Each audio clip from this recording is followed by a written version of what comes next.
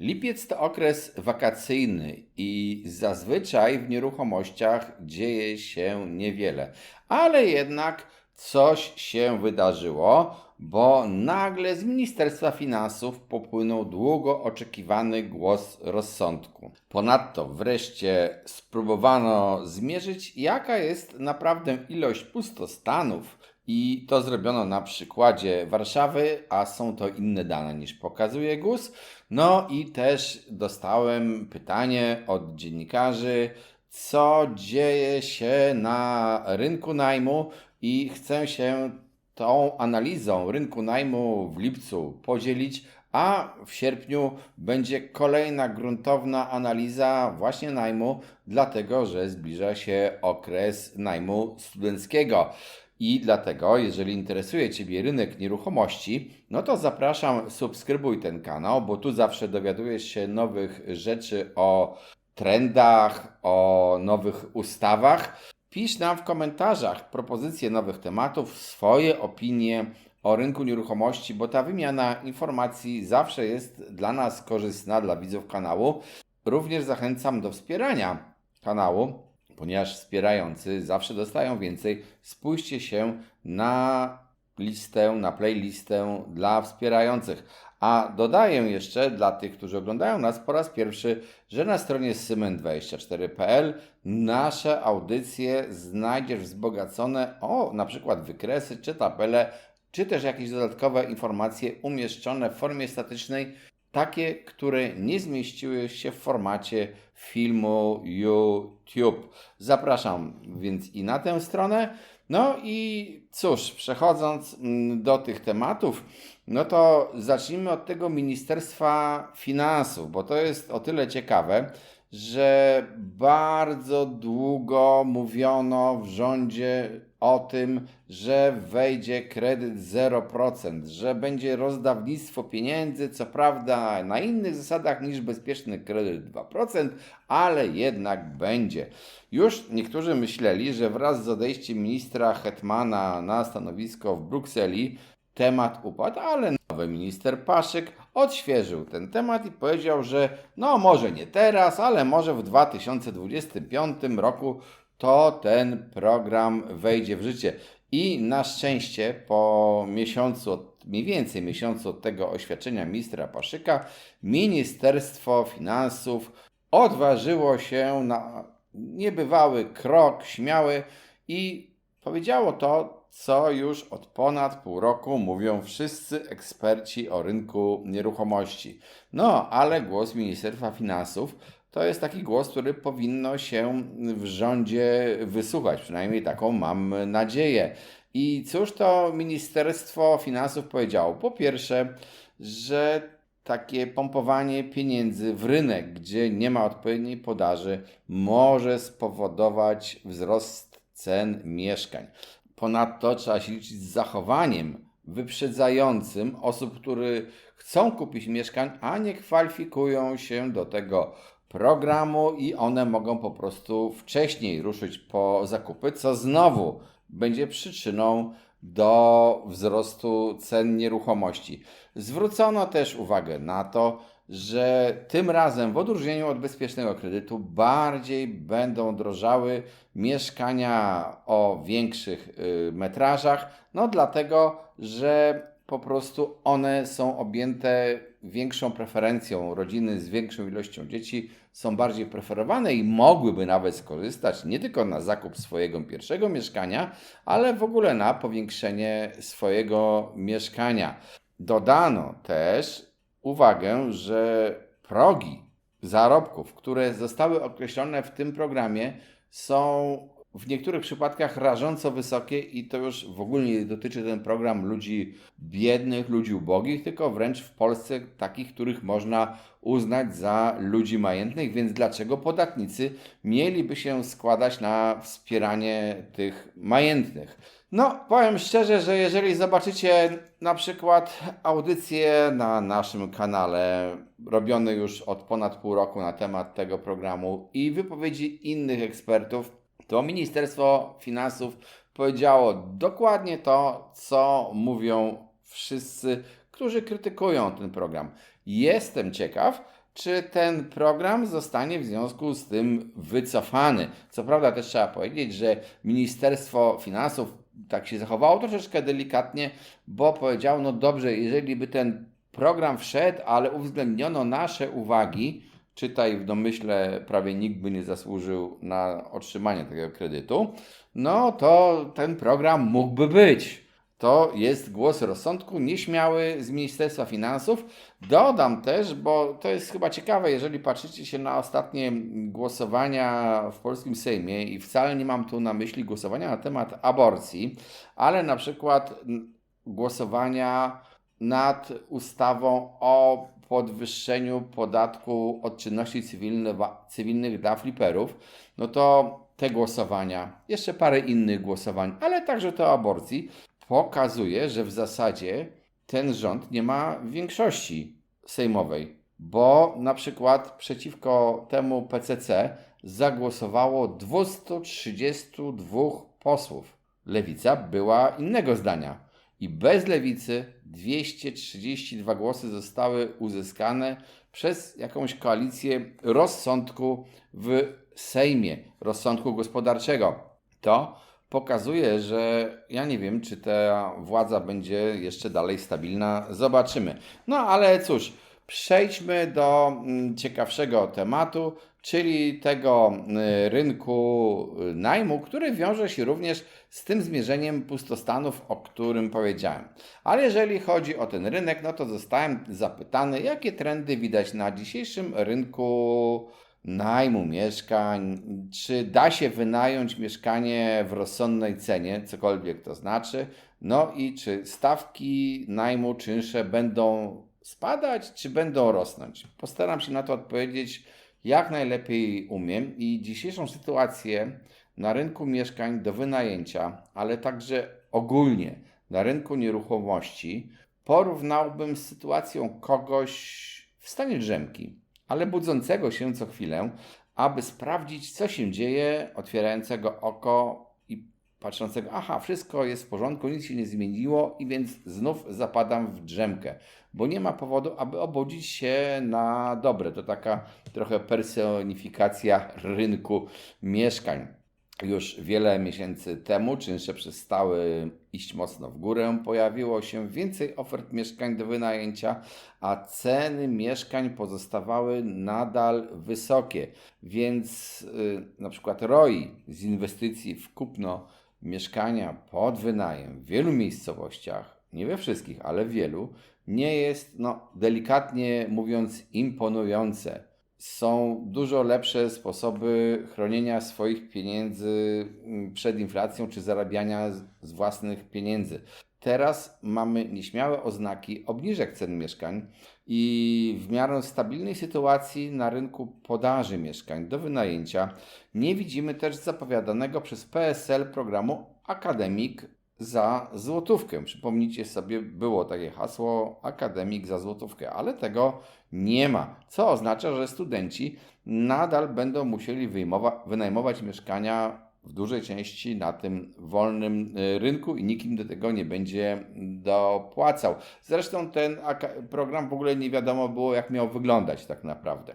Z tego stanu drzemki rynek wynajmu mieszkań może zostać obudzony przed nadciągający właśnie sezon najmu studenckiego. Ale przecież ten sezon najmu studenckiego trwa nawet nie więcej niż 2 miesiące. To jest sierpień, trochę wrzesień, troszeczkę końcówka lipca, zapobiegli bardziej wynajmują. Tak to wygląda i potem tego sezonu już nie będzie. I właśnie, co będzie potem? Na razie nie widać nic, co miałoby znacząco ożywić ten rynek. Natomiast jeśli ziści się zapowiedź prezesa NBP, pana Glapińskiego, o tym, że z wysokimi stopami procentowymi będziemy mieli jeszcze do czynienia, być może nawet w 2026 roku i nie będzie dotacji do kredytów mieszkaniowych, bo na przykład Ministerstwo Finansów właśnie wygra z Ministerstwem Rozwoju i Technologii, to w wielu miejscowościach czynsze będą wyglądały atrakcyjnie w porównaniu do rat kredytu mieszkaniowego wziętego z tylko niedużym wkładem własnym.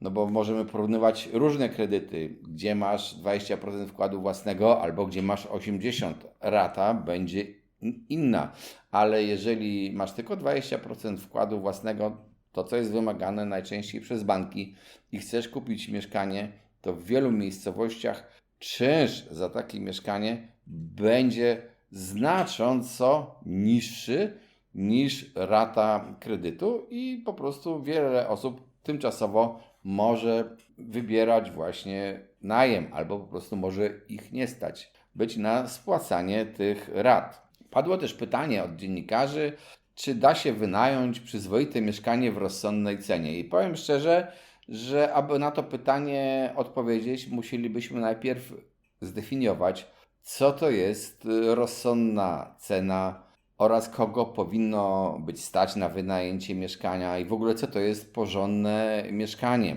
Jak powiedziałem wcześniej, w tej chwili czynsz może być znacząco niższy od raty kredytu, więc można by uznać, że z punktu widzenia najemcy czynsze są na poziomie rozsądnym. Jednak, patrząc na to z drugiej strony, to nie wiem, czy osoba zarabiająca w granicach średniej krajowej podawanej przez GUS dla sektora, dodam, przedsiębiorstw, czyli tej wyższej średniej krajowej, bo tam nie wszystkie osoby zarabiające są ujęte i taka osoba dostaje na rękę około 6 tysięcy złotych. I czy ta osoba, która ma 6 tysięcy złotych na rękę podkreślam, nie brutto, uzna, że zapłata 3000 zł za jednopokojowe mieszkanie w Warszawie jest zapłatą na rozsądnym poziomie. No bo tak to mniej więcej wychodzi. Kawalerkę w Warszawie można wynająć około 2400, 2500, 2300. No nie spierajmy się, bo to są różne oferty, ale to jest ten poziom. Przyjmijmy sobie 2400, no i trzeba zapłacić za takie mieszkanie jednopokojowe około 600 zł czynszu do administracji, czyli razem 3000, połowę zarobków. Ta osoba zarabiająca 6000 musi zapłacić za swoje mieszkanie. Pytanie, czy ona uważa, że to jest rozsądna cena? Nie wiem, pozostaje to do decyzji tej osoby. Ale też patrząc z trzeciej strony, mamy sporą grupę inwestorów i właścicieli mieszkań, którzy uważają, że obecne czynsze są zbyt niskie w stosunku do wartości mieszkań, ponieważ zapewniają one zbyt niski zwrot z kapitału i te osoby po prostu czasami wolą nawet wręcz sprzedać takie mieszkanie i te pieniądze może wsadzić w coś, co przynosi lepszy dochód, lepszy. Czy stawki najmu będą spadać czy rosnąć? I to jest bardzo dobre pytanie. Na czynsze zawsze wpływa wiele czynników, takich jak inflacja, ogólny poziom zamożności i zarobki, dostępność mieszkań mierzona liczbą ofert mieszkań do wynajęcia oraz ofert sprzedaży, koszty kredytów, stopy procentowe, miejsca pracy, migracje, demografia itp. itd. Można mnożyć te czynniki. Ale jeżeli byśmy nie liczyli zapowiedzi Ministerstwa Rozwoju i Technologii dotyczących wprowadzenia w 2025 roku kredytu 0%, zwanym też kredytem na start, to w tej chwili nie widać niczego, co w perspektywie kilkunastu najbliższych miesięcy miałoby znacząco zmienić sytuację na rynku najmu. No bo zawsze mam alternatywę. Jak nie chcę najmować, to mogę kupić. Jak mnie nie stać na kupno, to mogę najmować. Ale te rynki tak naprawdę są ze sobą połączone. Teraz widzimy, że Ministerstwo Finansów bardzo mocno skrytykowało projekt Ministerstwa Rozwoju i Technologii. No, zobaczymy, co te ministerstwa ustalą między sobą. Dodam, że Ministerstwem Rozwoju i Technologii formalnie nie rządzi polityk z Koalicji Obywatelskiej. To jest zupełnie człowiek z innej partii. Pan Paszyk nie należy do Koalicji Obywatelskiej, jest posłem PSL-u. W programach koalicji rządzącej były też hasła akademika za złotówkę oraz budownictwa społecznego. Ale o pierwszym na razie wiele nie słyszymy, a o drugim czasem ktoś wspomni, to jest idea lewicy, ale bez konkretów jest to wspominanie, a na efekty, nawet gdyby to się udało, no to będzie trzeba czekać latami, no bo przecież zanim budynek się wybuduje, to nie trzeba go tylko w ogóle wybudować, ale trzeba dostać pozwolenie na budowę, mieć grunt i tak dalej, i tak dalej. No a przecież na przykład patrząc się na to głosowanie o podwyższeniu stawki podatku od czynności cywilnoprawnych, Lewica, bo to był jej pomysł, nie ma poparcia wreszcie posłów należących do koalicji rządowej. Więc jak oni chcą ten swój program przeprowadzić? No to są zagadki. Naprawdę mamy do czynienia w tej chwili z sytuacją, kiedy ta większość rządu w Sejmie nie jest taka stuprocentowo pewna.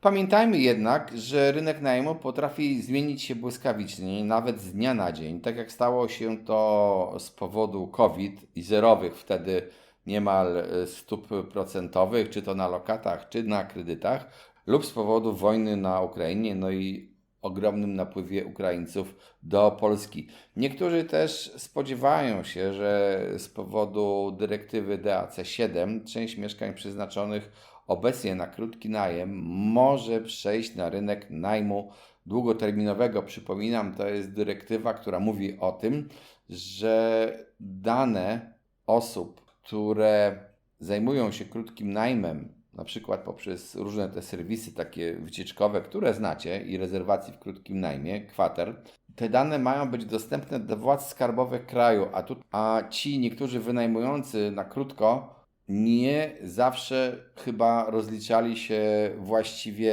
z podatków, szczególnie na przykład z podatku VAT i może się okazać, że oni w związku nagle z tą jawnością będą chcieli przejść na rynek najmu długiego. Jednak w chwili obecnej jest zbyt wcześnie ocenić, czy tak faktycznie się stanie i czy skala tych przenosin będzie na tyle duża, aby wpłynąć na czynsze długiego najmu. Reasumując, rynek najmu lekko drzemie, ale gotów jest się obudzić i trzeba go po prostu obserwować.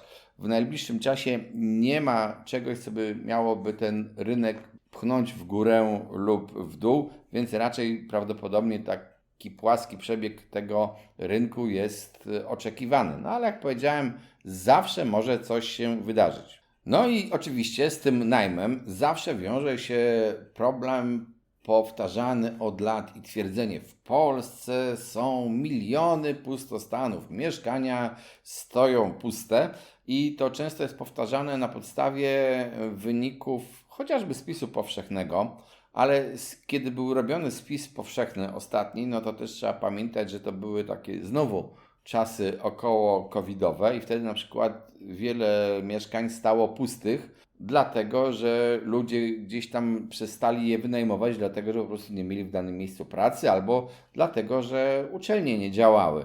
No i te mieszkania były deklarowane jako puste, mogły zostać policzone jako pustostan, chociaż trzeba powiedzieć, że GUS starał się te błędy wynikające z tych powodów, o których powiedziałem, wyeliminować, no ale to nie zawsze się udało. Takie dane też niektórzy zbierają na przykład na podstawie danych o zużyciu wody albo o zużyciu prądu w mieszkaniach. No i też takie informacje zostały opublikowane i na przykład Stoen podał, że w Warszawie nie było, jak to twierdzi GUS, około 200 tysięcy pustych mieszkań, tylko było około niecałe 100 tysięcy, czyli połowa mieszkań, w których zużycie prądu było poniżej połowy zużycia, która przypada na przeciętne gospodarstwo jednoosobowe. O takie skomplikowane wyliczenie. Co by oznaczało, że jeżeli takie mieszkanie ma takie zużycie,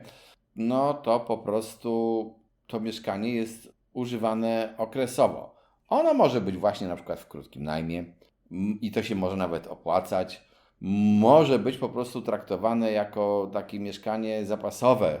Tak jak na przykład ja mogę mieszkać gdzieś poza Warszawą, ale mogę mieć też drugie mieszkanie w Warszawie, które używałbym okresowo, wtedy kiedy pasuje mi z powodów pracy być w Warszawie, ale przecież nie muszą tutaj stale mieszkać. I to nie jest mieszkanie, które zostałoby uwolnione na rynek, bo jest pustostanem. Tak? Nie można powiedzieć. To mieszkanie jest używane dlatego, że jest używane, a jak kogoś stać na używanie 2 miejsc zamieszkania, no to ma chyba do tego pełne prawo i ja rozumiem wygodę posiadania jednego mieszkania w mieście i mieszkania gdzieś dalej poza miastem.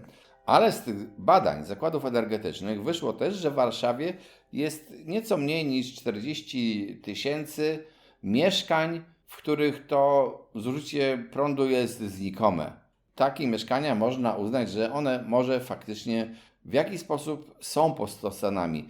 Krótko mówiąc, ten mit o 2 milionach pustostanów w Polsce, o czym zresztą mówiliśmy wielokrotnie w różnych audycjach i w wywiadach z ekspertami na tym kanale, po prostu to jest mit.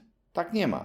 Tylu mieszkań nie mamy wolnych, ale mamy nadal do czynienia z pewną grupą właścicieli mieszkań, którzy mają te mieszkania i mogliby je puścić chociażby na rynek wynajmu, ale oni boją się skutków chociażby ustawy o ochronie praw lokatorów, naczytali się różnych ponurych artykułów w mediach, boją się, że będą mieli najemcę, który nie będzie im płacił i nie będą mogli się go w sposób prosty pozbyć i w ogóle państwo im nie pomoże w pozbyciu się takiego kłopotu. Niestety tak to wygląda.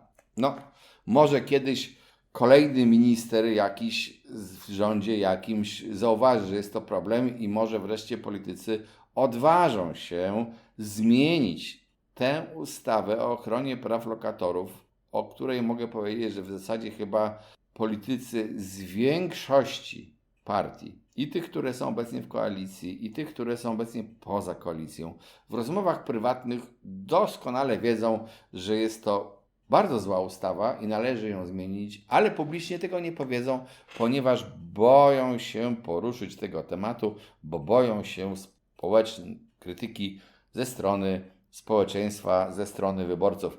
No i takie są rezultaty dla nas, jeżeli rządzą nami politycy, którzy zamiast kierować się rozsądkiem, patrzą na słupki i swoje wypowiedzi i swoje działania podejmują w ten sposób, że takie decyzje podejmą, które zwiększają ich popularność, a decyzji popularnych, odważnych nie będą odważnie podejmowali.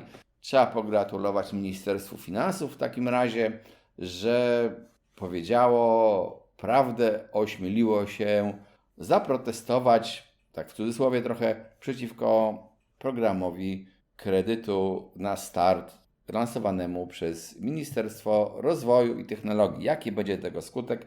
Zobaczymy. Jeżeli chcesz wiedzieć, co się dzieje na rynku nieruchomości, być na bieżąco z trendami, ze zmianami prawa, subskrybuj ten kanał, pisz nam w komentarzach propozycje nowych tematów, wspieraj kanał, bo wspierający zawsze dostają więcej. Sprawdź na playliście dla wspierających, co możesz dostać. No i na stronie symen24.pl te i inne audycje możesz zobaczyć wzbogacone o dodatkowe dane. Znajdziesz też tam kursy obrotu nieruchomościami. Zapraszam po wiedzę. Cześć, trzymajcie się.